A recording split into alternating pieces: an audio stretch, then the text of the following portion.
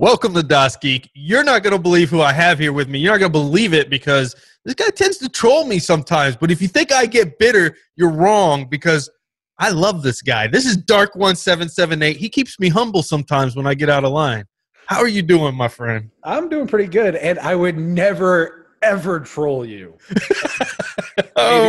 Maybe once in a while, once or twice there. But no, you are very, very funny. I enjoy your channel. You do some very unique videos out there where you're talking just before we started recording. And, you know, you bring a lot of unique perspective to stuff. And you don't care. If you feel like saying something, you're just going to say it. And that's what I like about you. So for all of my viewers, check out DarkOne 778. But we got a special treat for you today. We're going to kind of, start off. We're going to do a couple videos together, right? You're going to hang out with me a little bit. We're going to do some videos on your channel. You're going to do some on mine. But this one's going to be kind of cool because it's just going to be a kind of relaxed thing talking about what our top favorite games are in Linux. Now, are there any rules we set for this? Because if you guys don't know, I told DarkOne, and he's like, hey, are we going to record a video? I'm like, yeah, right now. And he's like, okay, let me get all this stuff together. So, preparation is not our thing, but there you go. What any rules? No, because like if you want to go like the whole, well, it has to run on Linux only. Well, you're kind of gonna be. Yeah, I mean, I'm sure we could come up with games like that. We could because it's us. Yeah, but it would take a long. I just don't play games like that. Like I play the games I want to play, and you could do that on Linux. And a lot of them happen to be for multiple. They have them on consoles. Some of these games they have them on others. So let me just throw a game out there, and then you throw a game out there. No rules, just that it has to run on Linux natively. No wine support. How about that? Okay, I can go with that. You could dig no wine game. This one you just have to be able to install it through Steam. Yeah, that works perfectly. Steam or GOG, for those that want the DRM free.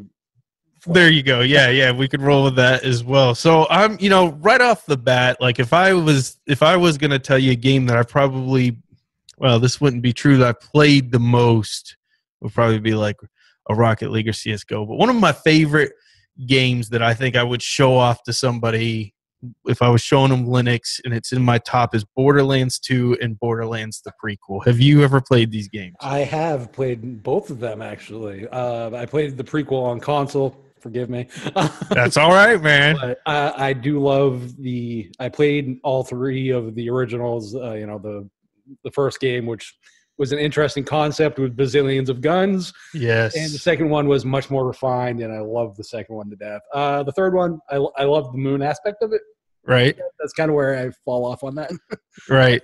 They're great games. I mean, Borderlands is like, if you are a loot junkie, which I tend to be, like you want to keep leveling up your character. You want to go through a level 1 area as a level 150 and be able to blow them up with massively awesome weapons and, just destroy things. Borderlands is that. And then the storyline is hilarious, dude, with Claptrap and all that stuff. I mean, come on.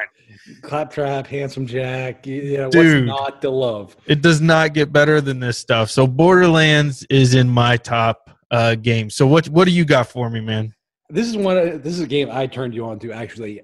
Dex. I love this game. This was a Kickstarter game. It's a 2D open world, side scroller, cyberpunk game. So, but the way the game is built, it is everything 2D that you can love. It has all the NPC character interaction that you can love with like a typical RPG. It's got the action RPG elements of like a Metroidvania type game. The platforming, it's got everything that I love, and I love cyberpunk games. Like I will be the first to admit I cannot wait for the new Cyberpunk 2077 to come out. Nice.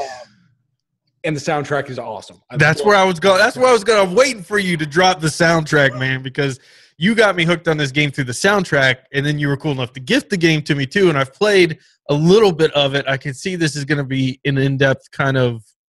It seems like the story's really going to take me somewhere here. Like this is going to be deep. It is definitely one that you will enjoy. Like I said, it's a different spin on like an RPG, and I think that's what really, and it's sprite based, so that's kind of cool too. So it's got like a retro vibe but modern feel. So it's really cool game. Very, very cool. All right, so I guess next on my list, I mean, I've got to throw some love out there for XCOM 2. XCOM is just one of those games that, first of all, you just feel smarter playing it. So after you figure it out and not die every 5 seconds, you feel smarter playing it because it's kind of like a chess match, right? You're trying to get your characters in the perfect position against the other enemies. There's tons of tactics and strategy and all this stuff going on. And when you win, you're like, yeah, man, you feel like you actually, could conquer the world and you would make a great general, although in real life we'd all probably die in like a second. But I'm just saying, like in the game, it makes you feel smart. And the graphics are beautiful. There's tons of things to manage, from, building out the different areas of your base to who you want to deploy and the people you want to deploy, whether you want to get them rest or whatnot. I mean, there's all kinds of things to manage. It's a tough game, but man, it's pretty awesome. What do you think? And for me, it is that game that I remember playing the original XCOM games. Like, yeah. I'm starting. You're old school. You remember the originals too, huh? Yeah. I love the fact that this game does not give two craps about difficulty. Yes. Here's the game. Have fun. Figure it out. You will die. Enjoy. Yeah. So don't get attached to any of your units. Yes. That's a hard one for me. Yeah. I love the leveling. I love the tactics aspect of it. I love the fact that while it punishes you for dumb decisions, it's because they're dumb decisions. Right. Yeah. That to me is the key difference between what a game being cheap, difficult, and just hard in and of itself because of I didn't think that way. That's a great differentiator there because there are moments where you're like, oh, because you're so deep into it, it's taking you so long to work your tactics. But when you die, you're like, yeah, I deserve that. Yeah, I suck. And you will say that quite frequently with XCOM 2. Just gonna say, yeah, I do. Yes. But what's next on your list? What game do you got for me? For me, I actually love this game. It is called Spec Up the Line. Spec Up the Line. Nice. It is a game based on now. Some will debate whether or not this runs quote unquote natively, but you can install it on Steam. I don't care. There you go. This game is a third-person shooter that goes into almost Apocalypse Now kind of storyline, or that kind of storyline, which it goes into the mentality and the like what the mental anguish of like soldiers and stuff go through and the decisions they have to make. I don't want to, there's one scene that's really, really powerful and I don't want to give it away. Right. It's an older game, so it's been talked about before, but it's based on a book. And it is a really good game. If the graphics are great, I mean, it's a typical third-person shooter. You shoot stuff and blow stuff up. I mean, what's not to love about that part? Well, basically, the basic storyline is the city of Dubai gets swallowed by a sandstorm, and you are there to rescue fellow Americans who are stuck there. Gotcha. Water is a commodity. So, wow. Nice. So that plays into the storyline, but just what your small group of soldiers go through is what really makes it interesting. Some people love it. Some people hate it. Some people will say it's political. I'm looking at it from an overall, I love the game point of view. Right. And it's available on Linux. And you can get it for like stupid cheap during the Steam sale. Nice. Like $5. It's so worth getting.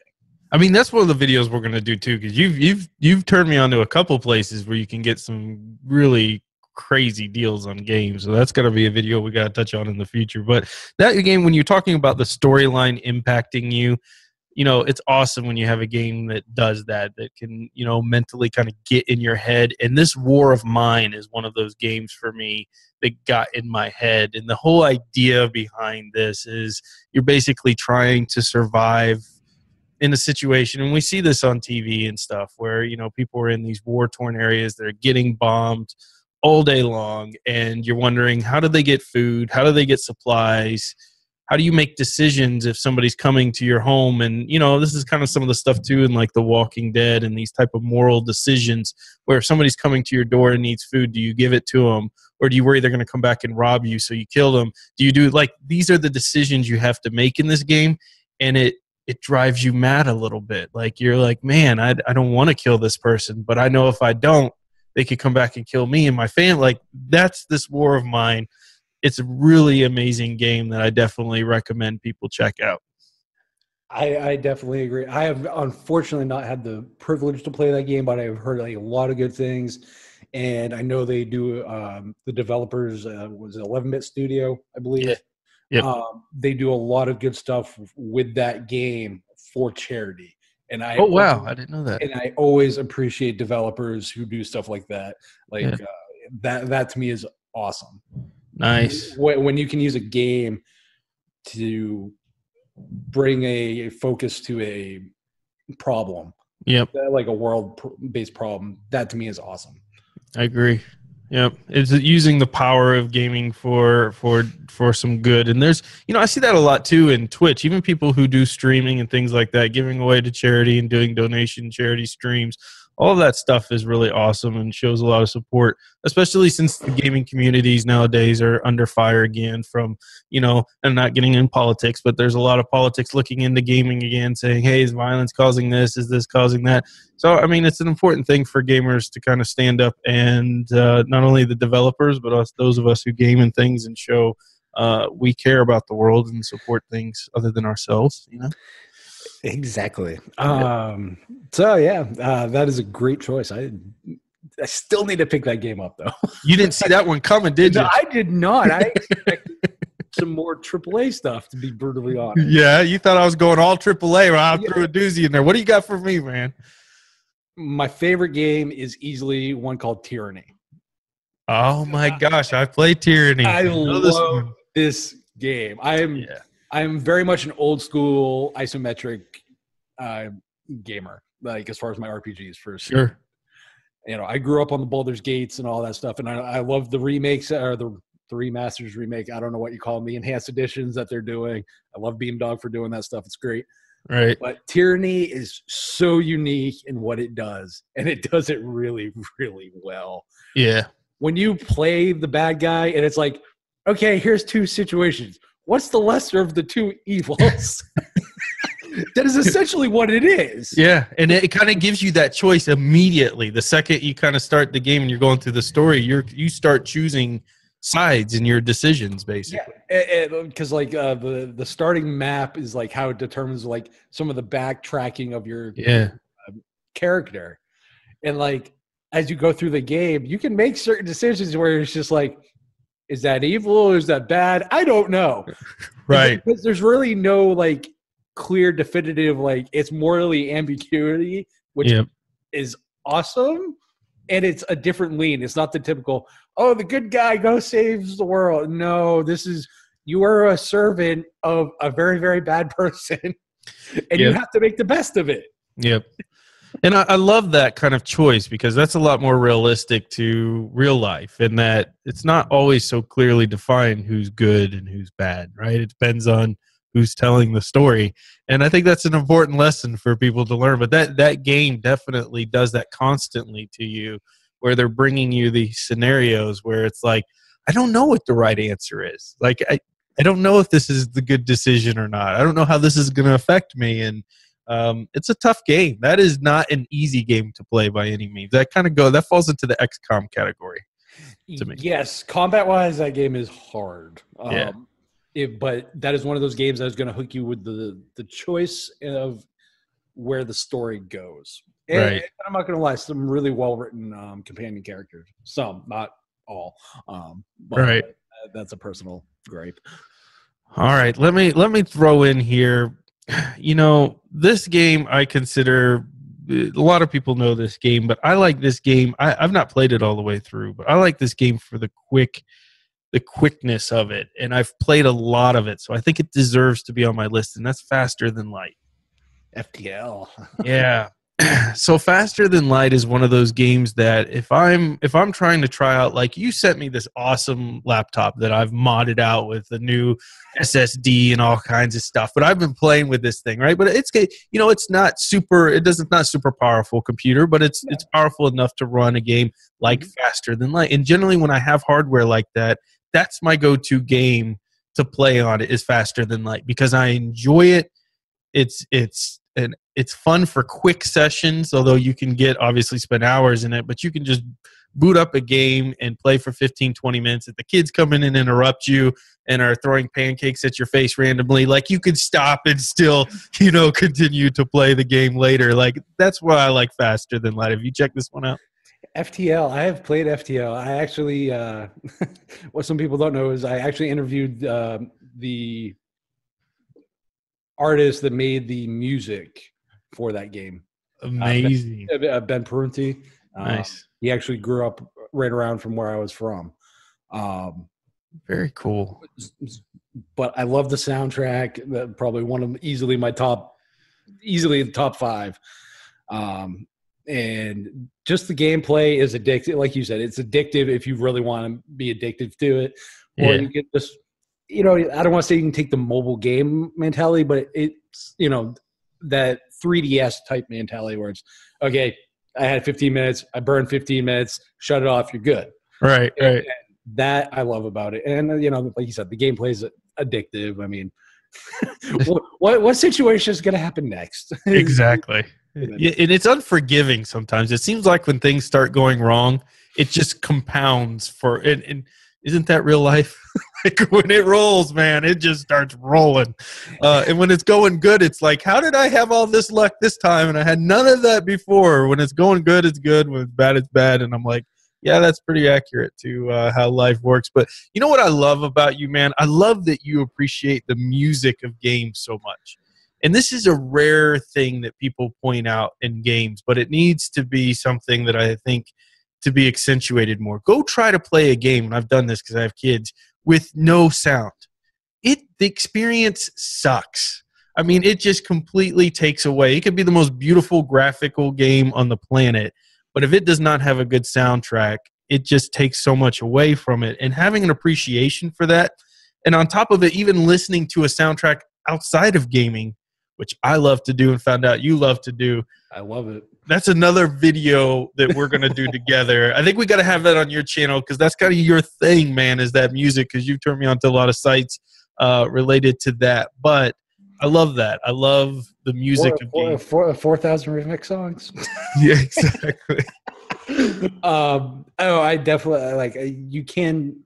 There are very few games where you can shut off the music and kind of throw on your own custom stuff, right, through a stereo or through your local system that will replace the quality of the music. Usually, the only thing I found with that is sports games, and sure, right, yeah, because usually it's wash rinse repeat on the commentary, and you could care less.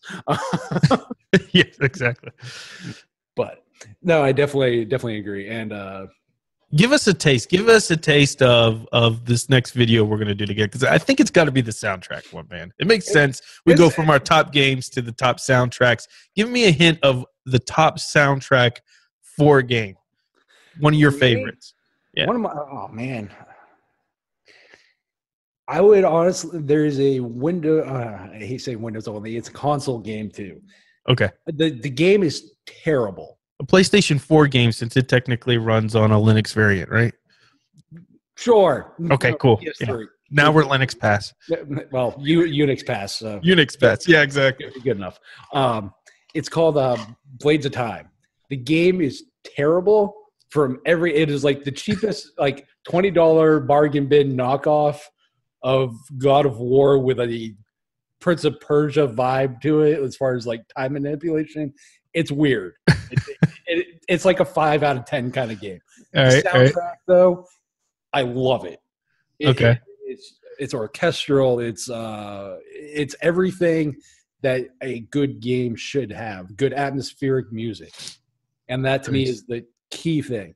And probably one of my most people ask what my favorite video game soundtrack video game music track is. It is one from the Legend of Dragoon. It is the If You Still Believe.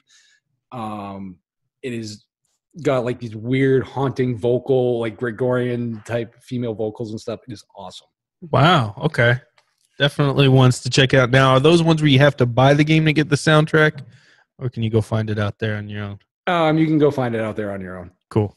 All right. Let's leave our viewers with one more game of choice here. I'm going with Ballistic Overkill. I love Ballistic Overkill because it is a first-person shooter that runs the Vulcan driver, number one. So you get that taste of the Vulcan driver right off the bat. Number two, it takes a ton of skill. It's a very difficult game. There's plenty of people playing it all the time, so you've got a whole community of people to play with in Linux. And it's it's not a Linux exclusive, but most of the people that play are Linux people, and the graphics are fantastic. The guns are fantastic. It's just an overall really fun game to play. Nice. I have not had the privilege to play that yet. I have seen, from Gaming on Linux and the various gaming websites, it looks like a modern update of Quake, and that sure, kind of like an arena shooter. Definitely an arena shooter. Yeah, I love. Who doesn't love a good? I mean, quick, quick scope one shot somebody. I mean, those are the moments you can live for in those type of games, right? I agree. No scope. That's what word I was looking for. That's the word the cool kids use these days. No scope. I don't know. I'm showing my age. All right, leave us with one more game. What one more of your favorite games of all time on Linux, my friend? You've played this one for a little bit. Actually, you have about an hour and a half video of you playing this with a particular person. Yeah, this one is called Valley. Yeah, man. Atmospherically, I love this game. It's not the best, like, quote unquote, gameplay wise, right? In someone, it's a walking simulator, etc. It depends on how you look at your games. For me, this game, I do like the soundtrack. Don't get me wrong. Right. That you hear that intro, you'll understand. Yeah. The aesthetics of the art and the scenery, and like the first time you decide to kill a tree to revive another particular aspect. Very cool. And you see it just kind of grow and glow. It is almost like a whimsical. It's got like almost that the first time you saw like Avatar in 3D. Yeah. Effect. And that to me is something that you can only appreciate in that mentality. But the story is actually pretty good. It's different. It's more like a steampunkish, like World War II with, I don't know how do you describe that. It's like World War II meets fantasy meets steampunk. Yeah, it's kind of all over the place. Yeah, it's a mishmash of genres, but it's a really cool game, and I don't think it gets a lot of love, unfortunately. I agree, and it's funny because when you look at the games that are coming out, everybody's like, "Oh, when's the next first-person shooter that looks just like Call of Duty coming out?" And I think to really be into gaming, you've got to have an appreciation for the different things as well.